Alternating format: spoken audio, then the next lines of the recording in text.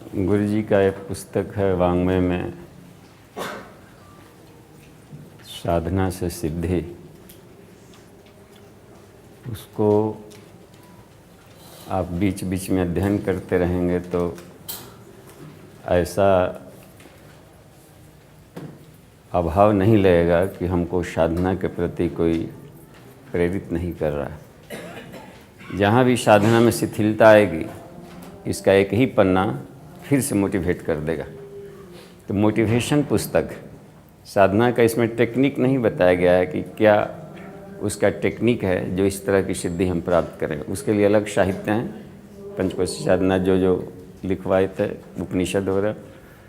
लेकिन इसमें यह है कि प्रेरक है और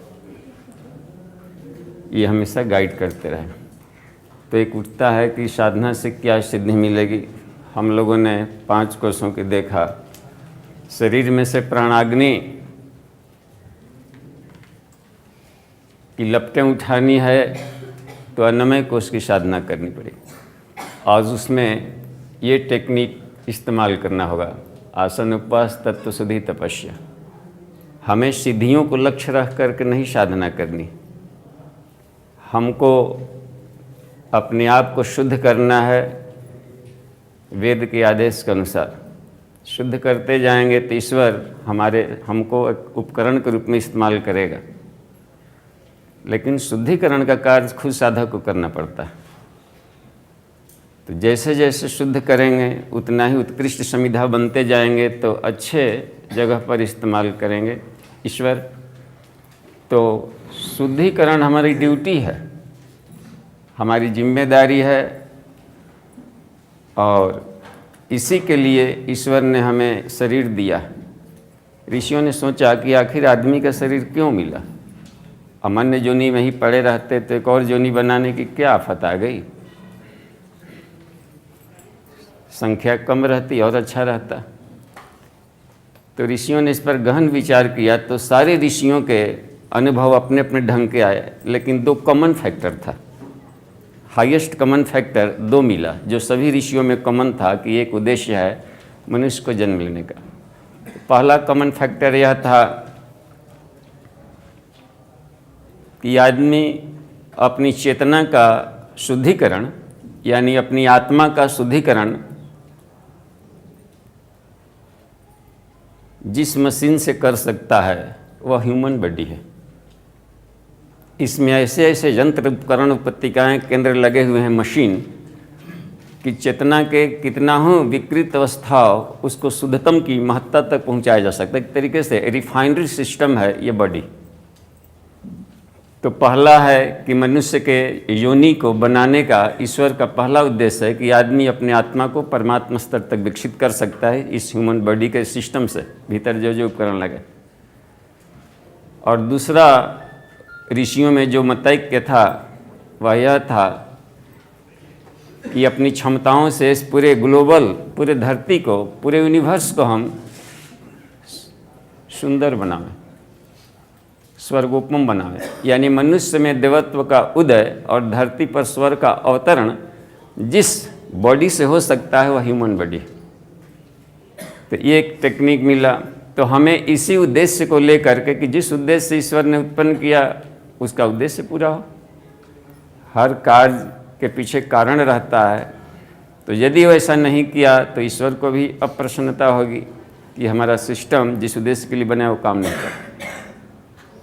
तो इस तरीके का हम अपने आप पर प्रतिगामिता के चिन्ह न लगने दें, इसके लिए इसका ध्यान रखना पड़ेगा। और नहीं तो एक बहुत बड़ा अवसर, एक बहुत बड़ा गिफ्ट हाथ से निकल जाएगा। एक एक दिन हम लोग का लाइफ से घटते जा रहा है, एक एक क्षण हम लोग अपने लाइफ का गंवाते जा रहे हैं। तो इसको जितना जो सीरियसली लेंगे उनका जीवन उतना ही कमाल का होता जाएगा। तो शुद्धिकरण में यही बात थी, जब आत्मा चेतना है और चेतना के 5 लेयर है तो 5 लेयर को शुद्ध किया जाए, सिद्धियां का उद्देश्य लेकर नहीं। शुद्धिकरण करना है हमें अपने आप को, ताकि हम ईश्वर के सृष्टि संचालन में सहयोग कर सकें। बस बाप के व्यापार में बेटा को सहयोगी होना चाहिए।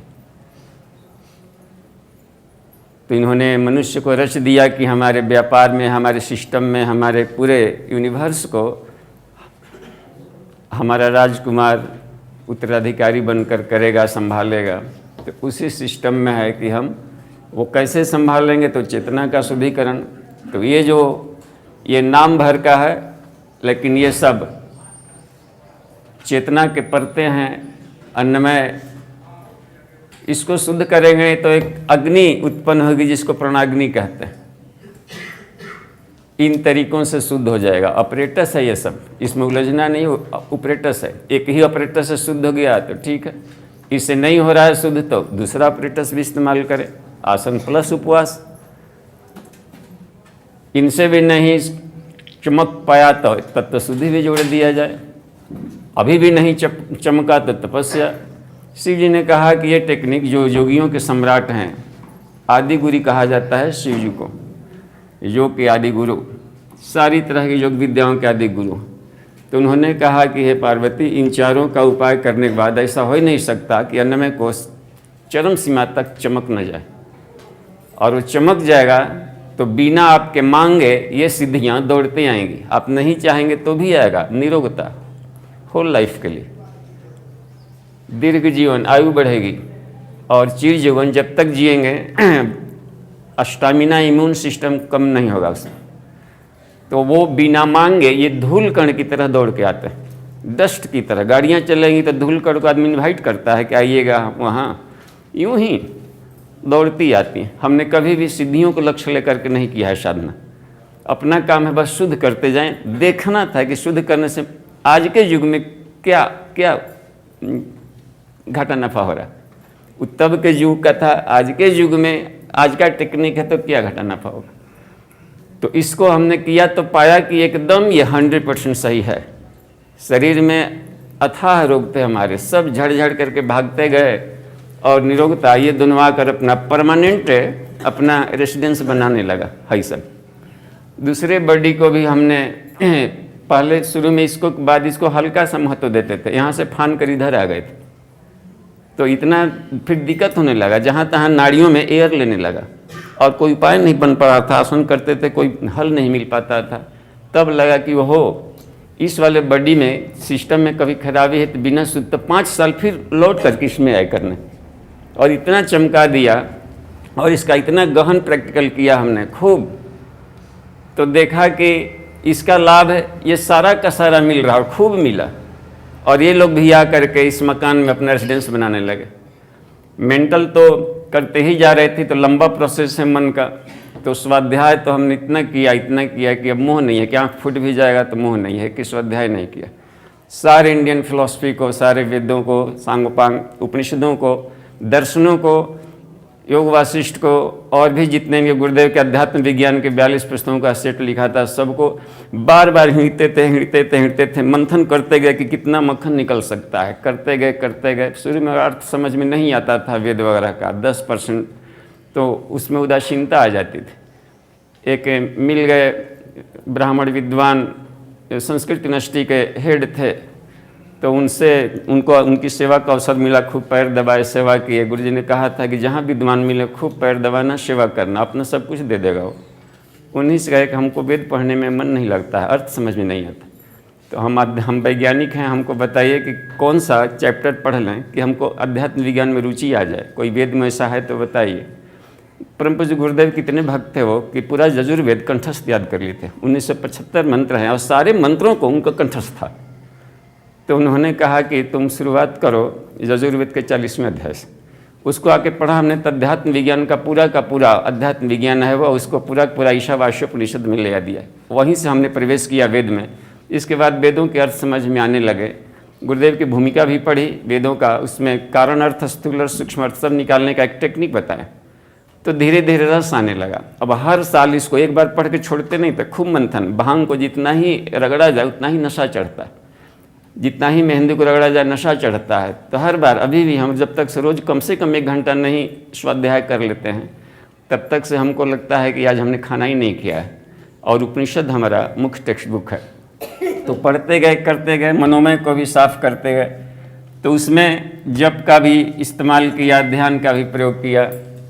ध्यान का ब्रह्मवर्चस्व की ध्यान धारणा का प्रयोग हमने शुरू में 5 साल किया था। पंचकोशीय का ध्यान का टेक्निक उसमें था, आपको इसमें दे दिया गया है पंचकोशी में। उसका समरी बना लीजिएगा, अपने मन लायक करेंगे। जप में माला वाला में मन नहीं लगता था शुरू में, बड़ा हम सोचते कहाँ फंस गए माला में, तो कभी कभी गिर जाता था, तो वो लगे। और ध्यान में थे तो हम सोचे कि आखिर माला की उपयोगिता क्या है। तो इसकी उपयोगिता है कि आवाज़ों का कैसा वाइब्रेशन बना लें कि उसका एक हार्मोनिक लय बन जाए। तो घड़ी रख करके और उसको देख करके जपते थे कि इस स्पीड में करते हैं तो 5 मिनट में एक माला हो जाता। तो इसके बाद समझे कि इसकी भूमिका खत्म हो गई और एक लय को हमने पकड़ लिया और उसके आधार पर उस लयात्मक वैज्ञानिक ढंग का प्रयोग करने लगे। इस स्पीड में यदि जपे तो शरीर की इतर परमाणु प्रति सेकंड 34 अरब कंपन पैदा करता है और मस्तिष्क से माइक्रोवेव निकलकर पूरे यूनिवर्स की परिक्रमा करने लगता है। अल्फा वेव्स भी निकलने लगता है, शोध कार्य में सहयोग करेगा।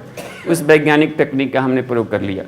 तो फिर जाकर माला को छोड़ दिए, लेकिन जप कंटिन्यूअस चलते फिरते उठते बैठते चलते रहा। जो भी ध्यान प्रणाली का भी प्रयोग औपनिषदिक क्रम अपनाते थे, जप इनका, लेकिन ध्यान उपनिषदों के बताए तरीके से। आत्मिकी का त्राटक भी खूब किया है, तन्मात्रा साधना बहुत किया है। हमको सोचता है कि यदि अपने देख रेख में आप तन्मात्रा साधना हम दोनों मिलजुल कर करें तो आपको तुरंत हाथों हाथ अनुभूतियाँ होने लगी और कमांड होने लगेगा हर एक तत्वों पर। तो ये सब कक्षाएं, चूँकि ये थोड़ी सी कक्षा में 9 वर्ष की कक्षा का मोटिवेशन ही कक्षा माना जाएगा इसको, अब उसके लेयरों में प्रवेश करना भी तो बाकी ही है। और जैसे मुद्राएं है तो हमने आपको 10 में से 7 ही बताया है। 3 मुद्राओं को तो प्रैक्टिकल बताया नहीं अभी। विपरीत करनी के साथ वज्रोली और शक्ति चालन को कैसे कंबाइन कर दिया जाए कि सहस्रार चक्र का मैक्सिमम सफाई कर दिया जाए। और जब तक वो मैक्सिमम सफाई नहीं होगा तो अभेद दृष्टि नहीं आ सकती साधक में, और जब तक अभेद दृष्टि नहीं आएगी तब तक अखंड आनंद की प्राप्ति नहीं होगी। तो वो सिस्टम को फिर कभी बताएंगे, कभी अवसर भेंट हुआ, गुरु जी की प्रेरणाएँ मिली तो। लेकिन इसके पहले जो बताया गया ये डाइजेस्ट हो जाए तो हमको सुविधा होगी, या हम लोग आपस में अनुभवों को भी शेयर करेंगे। तो ये था। तो इसमें देखा कि ये भी मिल रहा है और ये सब भी ये बढ़ गया, सारे के सारे कमाल के बढ़ते चले गए। काउजल बॉडी का भी हमने इनका सबका खूब प्रयोग किया है, एको को छोड़ा नहीं है। तो इसमें भी बढ़ती इतनी क्षमता, देवी गुण और ये सब बढ़ते गया। और इसका अभ्यास करने से ये हमको पहले तो ईश्वर दर्शन इसका ये प्राप्ति हुआ था 87 में, और 98 में 2 बार इसका हुआ, और आत्म साक्षात्कार 98 में हुआ। यानी कि 18 वर्षों की साधना के बाद ये वाला स्थिति प्राप्त हो गया। और फिर जा कर के कभी भी आत्मस्वरूप ये वाला अधिक हमें फायदा को देते रहता है। तो इसमें यही बता रहे थे कि इसके अलावे भी कुछ ऐसी सिद्धियां मिलेंगी जिसको आप नहीं सोच रखे। वो बता दे रहे हैं कि साधना से क्या सिद्धि मिलती है, और वो सबको मिलेगा। जो अन्य युगों में मिल जाती थी अष्ट सिद्धि नवनिधि के दाता, तो 8 सिद्धियां आज के युग में भी पाई जा सकती है इसके द्वारा। वो 8 सिद्धियां हैं जो कॉमन फैक्टर हो सकता है। एक है उसमें अष्ट सिद्धियां जो आज के युग में भी पाई जा सकती है। लेकिन वो सिद्धियां नहीं अड़िमा गरिमा लगिमा वाला, वो उन जुनों के युगों के लिए था। आज के युग में जो पाई जा सकती है, गुरुदेव ने बताया है इसको कि एक है उसमें ऊह शब्दोध्ययनम विधाता दुख विधाता स्त्रियः।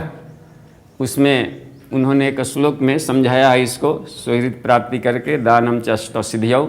तो पहला है ऊह, दूसरा है शब्द, तीसरा है अध्ययन। ये सब दुर्लभ सिद्धियां हैं आज के युग की, जो कोई भी व्यक्ति साधना करके पा सकता है।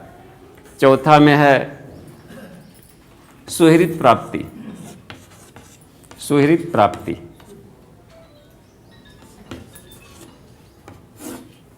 पांचवा में है दान, 6, 7, 8। छठवां में है दैहिक कष्ट से निवृत्ति। 7वां में है दैवी कष्ट।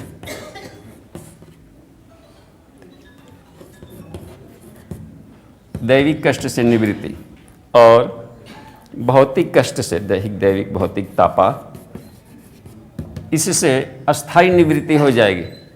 और यही 3 ऐसी सिद्धियां हैं कि इसी से लग जाएगा कि हमको सांख्य दर्शन का त्रिविध दुख अत्यंत निवृत्ति अत्यंत पुरुषार्थ था, ये साधना का लगेगा कि हमको ये आ गया। और इसके ये हमें क्या कुछ दे पाएगा, तो हमें अंतिम लक्ष्य तक अध्यात्म का पहुंचाता है। ये तो सिर्फ मोटिवेट करता है, आनंद में बनाता है ये सब सिद्धियां। और इसमें है ऊह क्या है, इसको कहते हैं वरेण्यम कला। ऊह कहते हैं वरेण्यम कला, यानी पिकअप करने का एक अद्भुत मिल जाएगा। घोल दिया जाए कहीं भी, जैसे दूध पानी, तो उसमें से दूध को खोज लेंगे। सविता को हर जगह हर मोड़ पर आप चुन लेंगे कि इसमें यहाँ पर है, इसमें यहाँ पर है, यहाँ पर वहाँ है ईश्वर। तो ईश्वर को हर मोड़ पर हर कॉर्नर में आप उसको ढूंढ लेंगे। इसको कहते हैं ऊह की शक्ति। ये बहुत कमाल की चीज़ है। कितना हूँ कैसा हूँ, हर कॉर्नर पर आप ईश्वर को छिपे कण कण में ईश्वर को झिलमिलाते हुए आपको ढूंढने की शक्ति मिल जाएगी। शब्द होता है, शब्दों के भीतर के गूढ़ अर्थों को कारण अर्थों तक पहुंचने की क्षमता आ जाती है। अध्ययन में रुचि होगी, नहीं अध्ययन करेंगे तो आपको लगेगा कि हमको कुछ अपराध कर रहे हैं, कुछ खोया हुआ है। और अध्ययन करेंगे तो अध्ययन के उसके मूल क्रीम को निकाल लेंगे और उसके शास्त्रों को आप छोड़ देंगे, उसके मक्खन को निकालने की क्षमता आ जाएगी। सुहृद प्राप्ति, आपको बेस्ट फ्रेंड की प्राप्ति होगी, जो कि आपको हर सुख दुख में साथ रहेगा। यह सिद्धि तो पहले ही से हम सबको मिली हुई है। परम पूज्य गुरुदेव एक बेस्ट फ्रेंड और बेस्ट गुरु के रूप में मिल गए। यह है दान की सिद्धि। अपनी क्षमताओं को दान करने में आपको थोड़ा सा भी हृदय नहीं धड़केगा। जरूरत पड़ा तो बड़ा से बड़ा त्याग कर सकते हैं। गुरु के लिए ये सब क्षमता इससे बढ़ जाती। और दैहिक कष्ट, शरीर के दैहिक कष्ट कहता है मेंटल, मानसिक शरीर में जितने भी कष्ट होते हैं वे सब इसमें आ जाते हैं। तो मानसिक कष्ट, मेंटल, वो सब इसमें आता है। मानसिक और आध्यात्मिक वगैरह सब इसमें आ जाते हैं। मन में तनाव, खीज, टेंशन, निराशा, अवसादग्रस्तता, ये सब तो बिल्कुल हमेशा के लिए भाग जाएगा। हर हाल चीयरफुल, हर हाल इसमें स्वस्थ रहना शुरू कर देगा। दैविक कहते हैं इकोलॉजिकल बैलेंस से मिले हुए सर्दी, गर्मी, धूप, ताप, ये जो होता है इन्वायरमेंटल, इसके झटकों को आसानी से झेल लेंगे। चाहे लुकड़ में भी चलना हो तो बिना आसान से आप झोला लटका कर कहीं लुकड़ टुकड़, कहीं गिट्टा गिट्टी पर भी सो करके एकदम मज़ा लेंगे, जैसे मखमल पर सो रहे हैं और किसी एकदम कूल क्षेत्र में जा रहे हैं। लुकड़ में जाएंगे तो लगेगा कि हिमालय के एरिया में जा रहे हैं हम। ये सारी सिद्धियाँ मिलने शुरू हो जाती है इसमें। ये सब भी आपको इसमें मिलेगा। और भौतिक में यानी शारीरिक कष्टों से किसी तरह की उसमें निवृत्ति होती है। मेंटल भी होगा, इकोलॉजिकल भी होगा और शारीरिक कष्टों से मुक्ति भी मिल जाएगी। किसी भी तरह का कोई हो गया, ठेस लग गया, ठोकर लग गया, ऑपरेशन हो रहा है, काटा जा रहा है, इसमें आ जाएगा टॉर्चर। तो जो भौतिक शरीर बना हुआ है पंच तत्वों से, इसके कष्टों को शरीर से छूटे जूटे आप इनके झटकों को आसानी से सह लेंगे। ये हो गया फिजिकल का, ये हो गया मेंटल का उजल, और ये हो जाता है इकोलॉजिकल। तो ये उसमें हाँ शब्द यहाँ पर है कि कोई शब्द जिसे बोला तो आप उसके कारण अर्थ तक जानें, इसकी भावनाएं, इसके कारण कहाँ से बोल रहे हैं, क्या है, कहना क्या चाहते हैं। और कोई शब्द पढ़ेंगे तो उसके शब्दों के मूल अर्थों तक पहुँच जाएंगे किताब पढ़ते समय। ये शब्द सिद्धि होता है, गांठ से पढ़ी जाती है, नहीं तो अपने संस्कारों के आधार पर अर्थ आदमी निकाल लेगा। ठीक,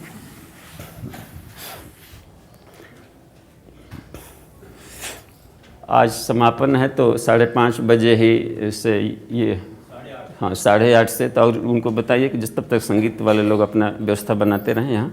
और अब तो हम लोग का एक ये है समापन किस्त, तो इसको हम लोग ये पैकेज को अंत करेंगे।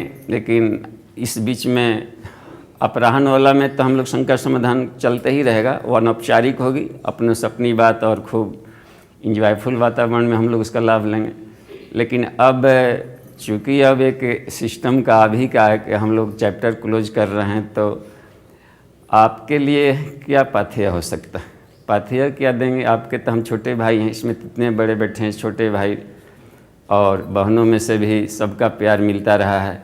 जो यहाँ पर बराबर से रह रही हैं वो भी क्षेत्रों से आई हैं, तो भी इस बीच के साथ में मिला है। इसमें से ढेर सारे भाई हमारे पुराने हैं, जो नए आ गए हैं, इस बीच में इतना स्नेह आत्मीयता मिला। देखिए हम जितना आपको क्लास में सिखाते नहीं हैं, उससे अधिक आपसे सीखते हैं और हर पल आपके फोटोस्फीयर से, प्रभा मंडल से सीख रहे होते हैं। ये हम नहीं बता पाएंगे, लेकिन हम इतना मानिए कि देरी है कम, आप लोगों से सीखें हैं अधिक। ये वो टेक्निक सिद्धि में आ जाता है कि हम छोटे छोटे बच्चों से लेकर के एक पागल व्यक्ति और फुहड़ से फुहड़, गंवार से गंवार व्यक्ति से भी उतना सीख सकते हैं जितना वेद पढ़ के नहीं सीख सकते। ये टेक्निक बता दिया है गुरुजी ने, इस टेक्निक से हम सीखते रहते हैं। और पुराने भाइयों में से तो यहाँ पर उपस्थित में तो ये गो हैं जो टोली में सबसे अधिक हमारे साथ चले हैं, विष्णु भैया।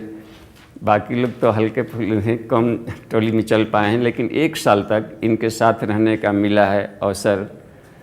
तो हम इनसे इतना कुछ सीखे कि वो, और एक तो जैसे ही हम रात्रि को कोई सामान समेटने लगते हैं कि यहाँ पर इसको रख देते हैं, मोबाइल वहाँ पर फेंक देते हैं, तब इनको याद पड़ता है।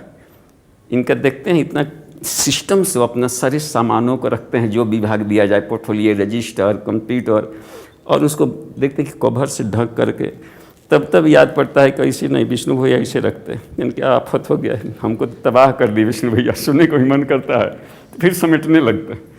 टोली में रहते थे तो हमको माला वाला भी आते थे, मंच पर यूँ ही फेंक देते थे, भारी लगता था मेकअप वाला सब सामान, तो इस ज़मीन पर नहीं गिरने देते, तुलाक से रोक लेते थे। रोक करके सिस्टम से माने हमको एकदम निश्चिंतता बनी रहती थी, और इतना मिलजुल करके और उसको एकदम माने निरापद ढंग से सारे कार्यक्रमों को देते चलना। और एक स्थान से दूसरे स्थान तक हम लोग जाते थे तो रास्ते में जितने भी पड़ते थे जंगल वगैरह, घाटियाँ वगैरह, उसमें इतना एंजॉय लेते थे, आनंद, कि मज़ा आ जाता था। और वहाँ भी जा कर के कहीं पर क्षेत्रों में रहना, खाना बनाया जाए, इसे किया जाए, क्या किया जाए, हम लोग हर तरीके का एंजॉय लेते रहते थे। खाया जाए आराम से, बनाया जाए, वो टेक्निक किया जाए, अरे वहाँ पर से केला फड़ा है, तोड़ लाया जाए, उसकी क्या दिक्कत है, वो सब सोया हुआ है, घी निकाल के बना लिया जाए इधर से, बड़ी मज़ा आता था हम लोग। और स्वास्थ्य का भी ध्यान देते थे। फिर बाद में आकर के लोग खोजता था कि क्या हुआ घी, हम लोग मुस्काते रहते थे। और रखा हुआ है तो परिव्राजक लोग आए हैं, ब्राह्मण लोग ना खाएगा तो कैसे काम करेगा। तो इस तरीके से बहुत ही हर तरीके का मज़ा आता था। और क्लासेज में भी यहाँ तजुर्बा कब चला है ना, लेकिन कहीं भी क्षेत्र में कार्यक्रम तो हम लोग बांट लेते थे। बूढ़ों का एक बैच इधर, महिलाओं का बैच, बच्चों का बैच, कहते कि एक भाई टोली का एक को योग सिखाइए। हम या तो बूढ़ों को ले लेते थे या छोटे बच्चों का। तो इस तरीके से शुरू से ही हम लोग उसको योग प्रक्रियाएँ क्षेत्रों में भी चलाते रहते थे। और तरह तरह के उसमें इतना 100 एक साल में कम से कम 100 कार्यक्रम तो हो ही जाता है। तो उतने वाले कार्यक्रमों में साथ रहने का, तो बीच में हम लोग टेलीपैथी का भी प्रैक्टिकल्स करते थे कि साथ में न रहें तो केवल वेब से बातचीत किया जा सकता है। इसमें भी हम लोग को इसमें सफलता मिलती रही। तो बहुत कुछ सीखा है इनसे हमने, और एक अभिन्न मित्र की तरह मिल गए हमारे लिए, और पाथेय बन जाते हैं ये लोग। तो आपके लिए हमारा पाथेय ही है कि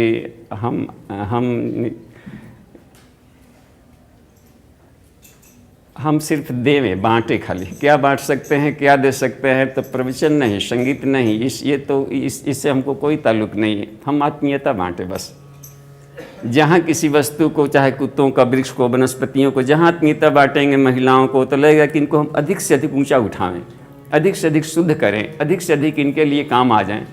तो ये सबसे बड़ा हमको लगा कि ये इससे बड़ा पाथेय एक साधक के लिए नहीं है कि हम आत्मीयता की खेती करें, आत्मीयता बांटें। तो अभी के लिए हम यहीं पर विराम देंगे, और ये भाई लोग आ गए हैं, सिस्टम चालू होगा, एक अध्याय की समाप्ति हो रही है।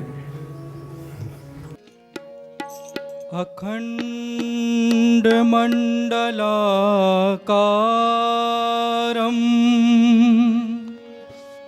व्याप्तं येन चराचरं तत्पदं दर्शितं येन तस्मै श्री गुरुवे नमः। बिना साधना किसे भला भगवान मिला करते हैं। सांपों में चलने से ही वरदान मिला करते हैं।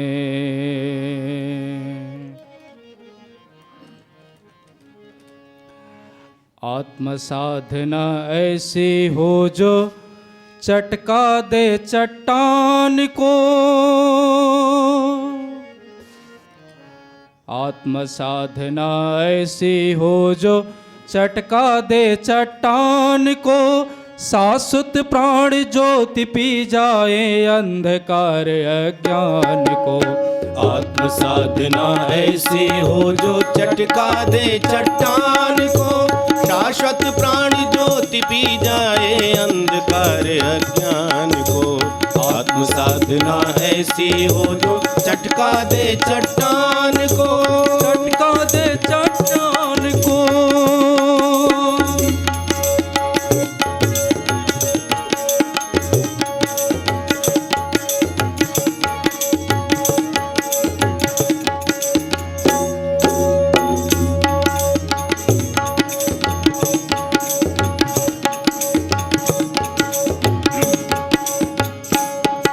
साधक वह जो झेले जब के पाप ताप अभिशाप को।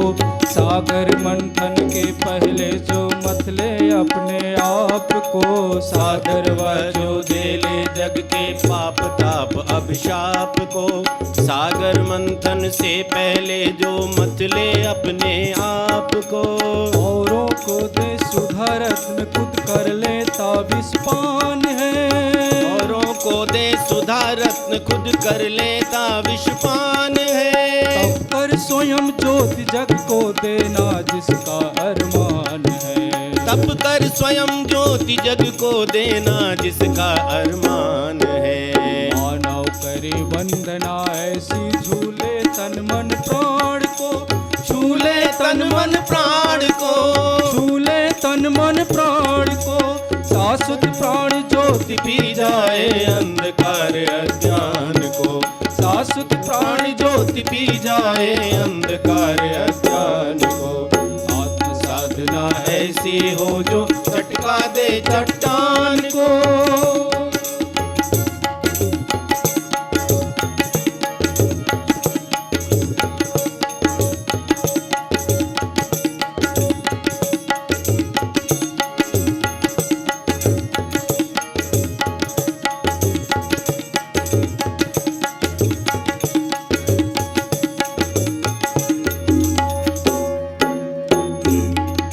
विचलित होता कभी नहीं जो आत्मवर्त सेत में। जिसे आत्म सुख मिलता सच्चा आत्म ज्ञान संगीत में। विचलित होता ज्योति नहीं जो सेत में। जिसे आत्म सुख मिलता सच्चा आत्म ज्ञान संगीत में। जो करता है सतत साधना शांति कुंज की छाँव में। जो करता है सतत साधना शांति कुंज की छाव में। आत्मसुर भर देता क्षण में मुरझे हुए गुलाब में। आत्मसुर भी भर देता क्षण में मुरझे हुए गुलाब में। मुट्ठी में बांधे फिरता जो प्रलयंकर तूफान को। प्रलयंकर तूफान को। शाश्वत प्राण ज्योति पी जाए अंधकार अज्ञान को। शाश्वत प्राण ज्योति पी जाए अंधकार अज्ञान को।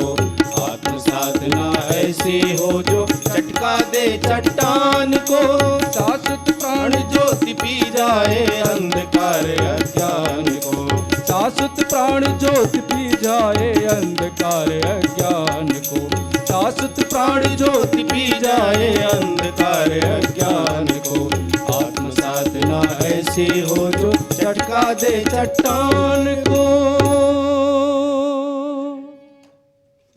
क्योंकि महाकाल ने युग परिवर्तन का उद्घोष कर दिया है, इसमें आप सबकी हम सबकी बड़ी महत्वपूर्ण भूमिका होगी। ये हम सबका पुण्य है, ये हम सबका श्रेय है, हम सबका सौभाग्य है, ये हम सबका भाग्य है। ये गीत अभी हमने श्रवण किया। अगला जो गीत है उसे इन दिनों बहुत सुना सुनाया नहीं जा रहा है, लेकिन कभी देव कन्या बहनें इस गीतों को पूज्य गुरुदेव और वंदनीय माता जी के मंच पर गुनगुनाया करती थी, आज उसी गीत को पुनः गाने का हम लोग प्रयास कर रहे हैं। लिया पाथेय भी पूरा की, आगे ही लगा बढ़ने, चला बिन साधना के वीर तो जीवन समर लड़ने। जीवन समर कैसे लड़ा जाएगा, इन्हीं भावों को हमारे उद्गाता बंधु प्रस्तुत कर रहे हैं। हमारे बंधु।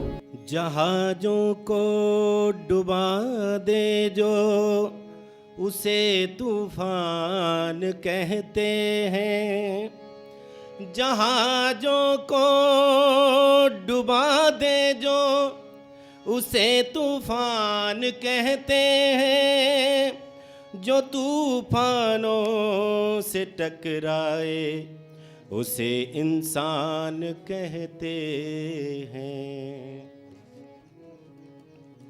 लिया पाथेय भी पूरा कि आगे ही लगा बढ़ने, चला बिन साधना के वीर तो जीवन समर लड़ने। लिया पाथेय भी पूरा कि आगे ही लगा बढ़ने, चला बिन साधना के वीर तू जीवन समर लड़ने। लिया पाथेय भी पूरा।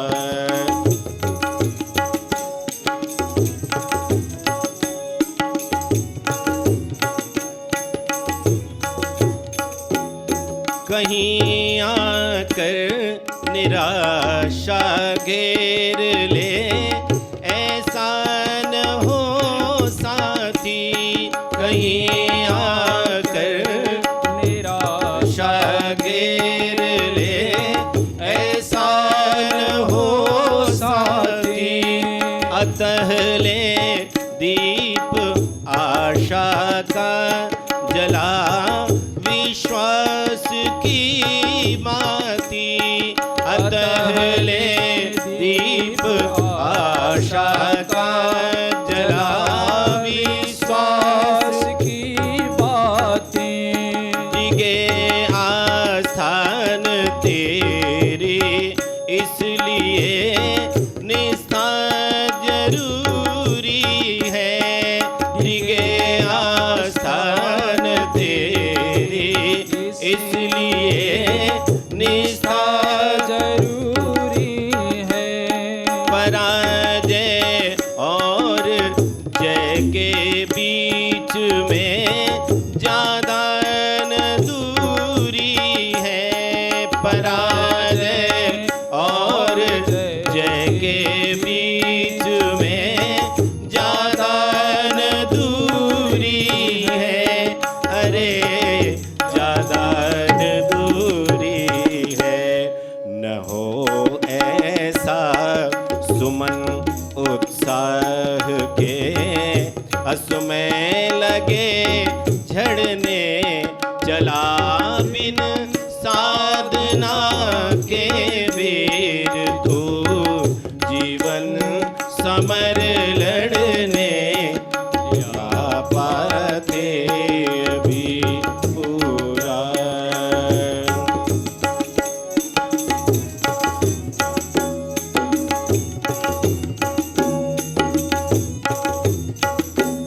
कहीं मग में भ्रमाएंगे विविध रस रूप आकर्षण।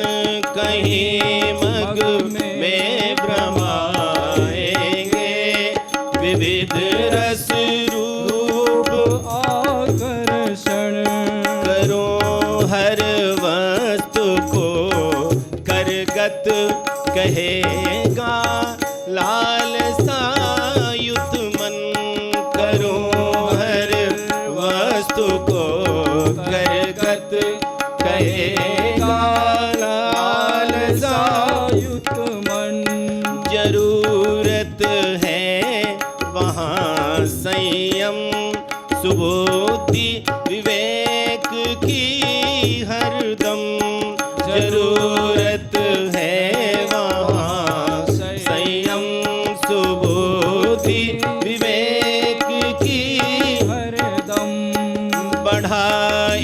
इनको अतः और वासना के बोझ कर ले कम, बढ़ा इनको अतः और वासना के बोझ कर ले कम। अरे तू बोझ कर ले कम, न कांटे लालसा के तीव्र पैरों में लगे गढ़ने, चला बिन साधनों के वीर तू जीवन समर लड़ने, लिया पाथे अभी पूरा।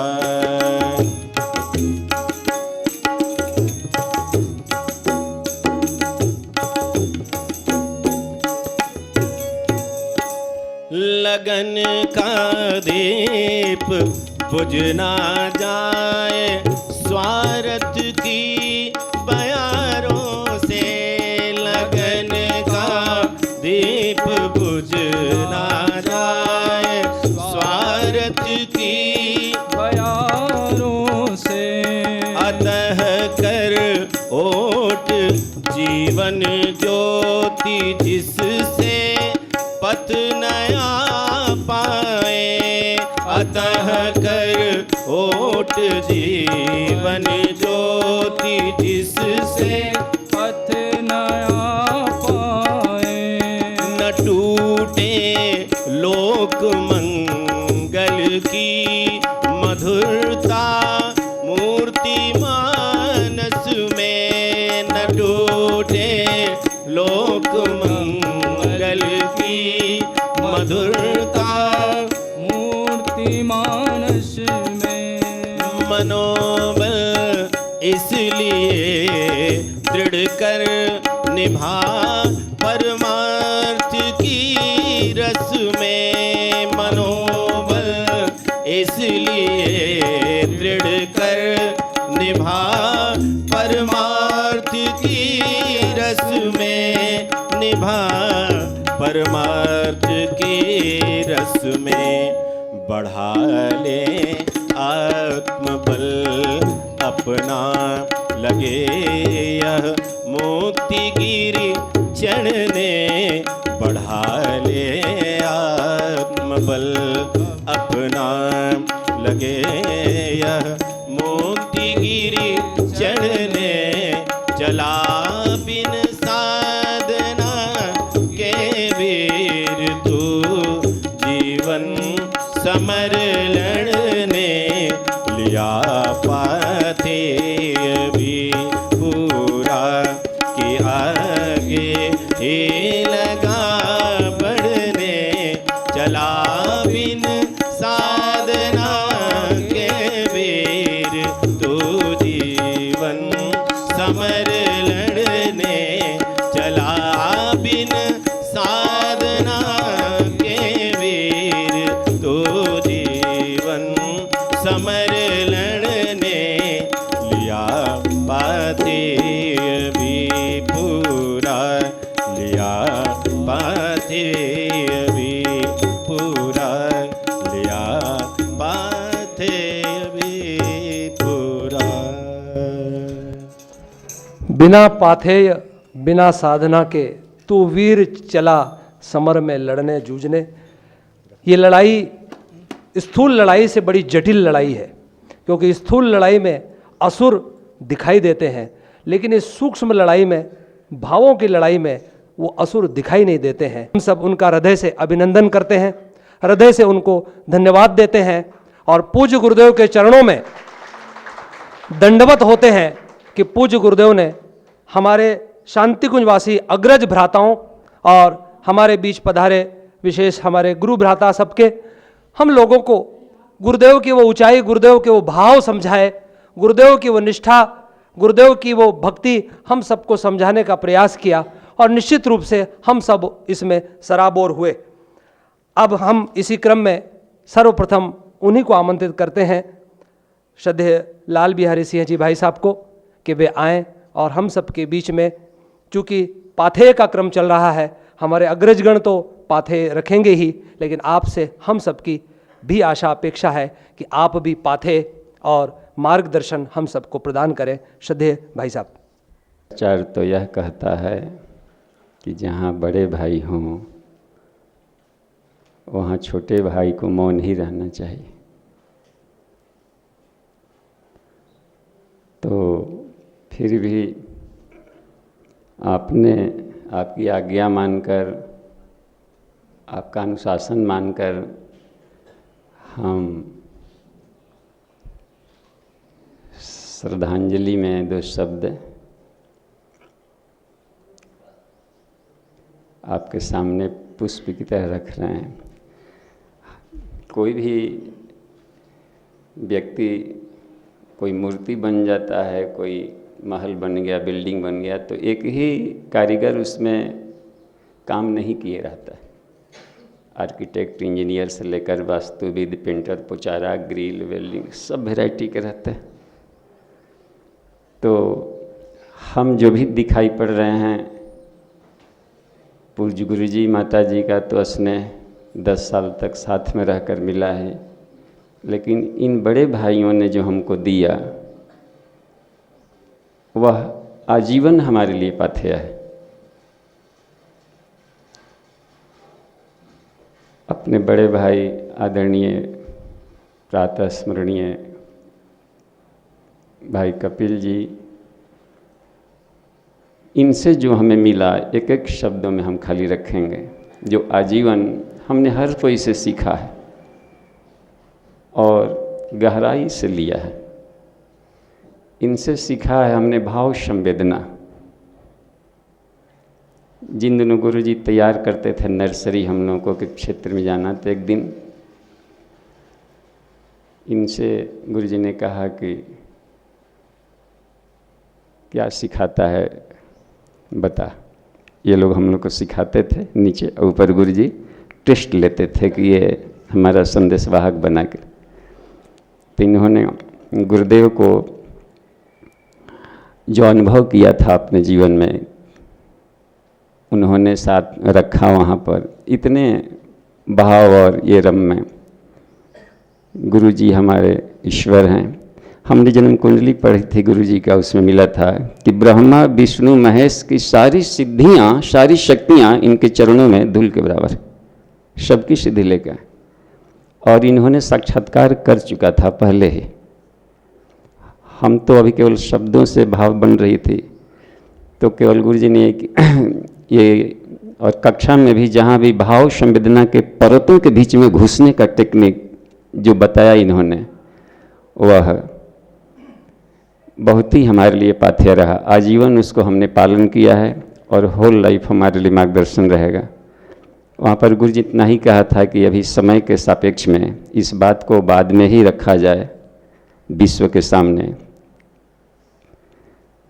चाहे जब ही गुरु के जीवित रहते भगवान कहते चला जाए, तो उन्होंने उस समय ब्रेक लगाया था, कभी अवसर नहीं।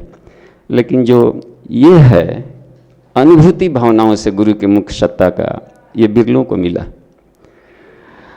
भैया हमारे हैं वैज्ञानिक बड़े भाई आदरणीय डॉक्टर साहब दत्ता जी, ये हम लोग को क्लास लिया करते थे ब्रह्मवर्चस्व में। तो इनके हम भी चूँकि वैज्ञानिक पृष्ठभूमि के थे, तो 2 वाक्य इनके हमारे होल लाइफ काम आए। इन्होंने तो घंटों क्लास लेते रहे हैं, जो सत्र आई हैं। एक बार इनका क्लास में एक वाक्य मिला, ब्रह्मवर्चस्व में ही बता रहे थे, वैज्ञानिक सिस्टमों को ये गाइड कर रहे थे। तो हम 3-4 थे, तो इनका एक वाक्य मिला कि ब्रह्मांड को बदलने के लिए, चूँकि सारे आकाश में वेव्स दौड़ रहे हैं और वे अलग फ्रीक्वेंसीज पर हैं, और वे सब मन से निकले हुए हैं, कुविचार भाई जो कुछ भी थॉट्स का। तो यदि साधक गायत्री महामंत्र को उसी फ्रीक्वेंसीज पर ब्लास्ट कर दे आकाश में, तो ढर की तरह वो पिसा करके एकदम ये हो जाएगा, एक एनर्जी में आएगा, उसको फिर शांति की तरफ मोड़ा जा सकता है। ये हमारे लिए चूक गया है ये सब टेक्निक्स। और तब से उसी ढंग की हम साधना आकाश में प्रोजेक्शन करने का करते रहे आज तक। उसकी बड़ी अनुभूतियाँ मिलती गई। बद्रीनाथ ही हम गए थे तो सैलानियों द्वारा फेंका जाता है आकाश में जो वो प्रदूषण, हम चुपचाप ध्यान में उसकी सफाई कर रहे थे, इनके बताए टेक्निक्स। गुरुदेव ने उस टेक्निक से हमेशा हमको आगे बढ़ाते रहा। एक और प्रेरणा मिली है आदरणीय डॉक्टर साहब से, दत्ता जी से। यहाँ पर आए हुए थे कुछ प्रोफेसर्स लोग यूपी के, और उनका क्लास यहाँ चल रहा था, तो केवल उन्हीं लोगों के लिए था। हम चुपके से माने धृष्टता करके पिछला लाइन में घुस कर बैठ गए बेंच पर, ये देखने के लिए कि वैज्ञान कि डॉक्टर साहब इन लोगों के लिए क्या बताते हैं। तो उसमें से एक वाक्य मिला था जो पाथेया हमारे लिए होल लाइफ काम किया, कि ये गीता का एक सूत्र को कि क्रिया तो हो पर प्रतिक्रिया ना हो, ये टेक्निक आदमी जान ले लाइफ में, वैज्ञानिक टेक्निक, तो मनुष्य एटम बम बन सकता है। इस टेक्निक को हमने कमाल का प्रैक्टिकल किया और देखा कि उन्होंने जो क्लू बताया है वो इतने साइंटिस्ट लोगों के लिए पाथेया है कि मज़ा आ जाएगा। ये उनके लिए होता है जो सचमुच में उसको अपना करके चुन लेते हैं। और अभी अपने में वरिष्ठ भाई एक आ गए, अपने हम प्रणाम कर लेते हैं पहले। और आदरणीय डॉक्टर साहब ओपी शर्मा जी, शुरू से ही हम लोग को 80-81 से शुरू से प्रेम मिलते रहा है इनका। इनसे हमने 2 बातें पाथेय के रूप में लिए जो फैक्ट्स है, और होल लाइफ सब लोगों ने मिलकर हमको गढ़ा है। पूछें इनकी क्या उपलब्धि है, तो एक उपलब्धि तो सामने देख रहे हैं ना हम, इन लोगों की उपलब्धियाँ। इनके क्लास में हमें ये मिली, एक जगह कहीं क्लास ले रहे थे हम संयोग से वहाँ पर थे, अलग अलग टोलियों में हम लोग चूँकि सब निकलते रहे हैं, तो इनके बैठे थे तो एक वाक्य इनका मिला, वो साधना पर इतना अधिक मोटिवेशन, गायत्री साधना के प्रति एक श्लोक जो हमारे कंसेप्ट में अभी उसको ये नहीं था, स्लिप करके निकल जाता था कि गायत्री वो विजानाति सर्वम जनाति सननो जानाति इमाम न यश तस्य सर्वा विद्या से निष्फला। इनसे सुना जो गायत्री को जानता है वही सब कुछ जानता है, जो गायत्री को नहीं जानता है उसकी सारी विद्याएं निष्फल है। तब से हम लग गए, इसको हमारे तरफ एकदम याद है, तब से लेकर वो याद है, आज से 25 वर्ष पहले का वो वाक्य। तब से हमने गायत्री के गहराई तक जा करके उसके एक एक सूत्रों को डाइजेस्ट करना शुरू किया। तो ये लोग इतने पाथेय हैं।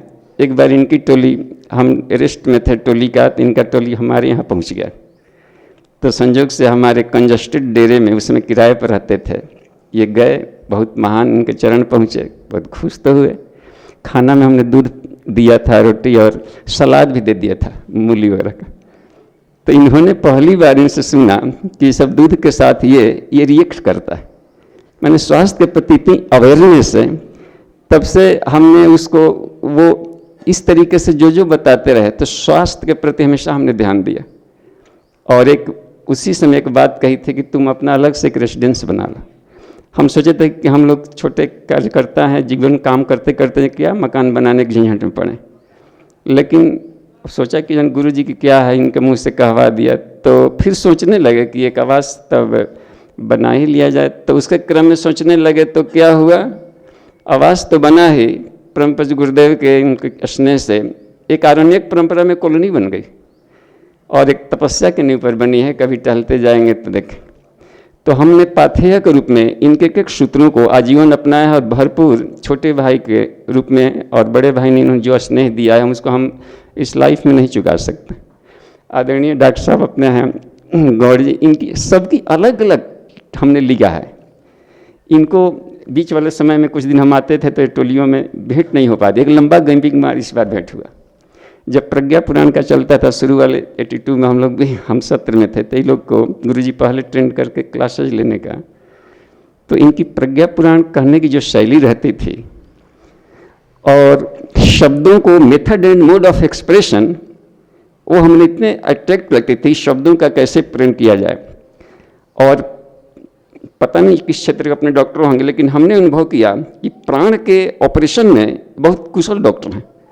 साधक के कौन से प्राण के कौन से लेयर में कहाँ पर कमजोरी है, ये चाहे तो ब्लास्ट करके उसको बूस्टअप कर सकते हैं इस एंगल से। और टोन एंड टाइमिंग आज भी, आज जब मिले हम दिन बाद, वही टोन, वही ब्लास्टिंग और वही खनक आवाज़, हम तो एकदम मस्त हो गए कि ये देखिए कमाल की बात है। तो प्रेरणाएँ मिलती रहती है, हमने सब कुछ चून करके रखा है, निकाला है, लिया है। और अपने जो गौरशंकर जी भैया हैं, उनसे साथों संयोग से टोली में भी साथ रहने का मिला। जो स्नेह मिला है, एक गुरु जी और एक माता जी का कंबाइन स्नेह दिया उन्होंने, और टोली में एक मस्त सहिष्णुता की शक्ति सीखी उनसे। पुष्कर से हम लोग लौट रहे थे तो रास्ते में हम कुछ ऐसा एविडेंस मिलता था कि हमारा मन्नू जग जाता था, तो जैसे राम जी लक्ष्मण को तपाक से दबा लेते थे कि यहाँ पर सह, तब हमने उसको सह करके, तो सहिष्णुता की जो शिक्षा पड़ी है कि इतने वरीय पदाधिकारी सब लोग रहे हैं अपने कार्य क्षेत्र में भी, तो ये लोग इतने सहिष्णु, इतने साधक, तब लगने लगा है कि गुरुजी, हम लोग के भोजपुरी में एगो शब्द आता है बिहार में, बाप नहीं रहता है तो टूअर कहते हैं कि लड़का टूअर हो गया, और माँ भी नहीं रहे तो कहते हैं टापर हो गया, और टूअर टापर।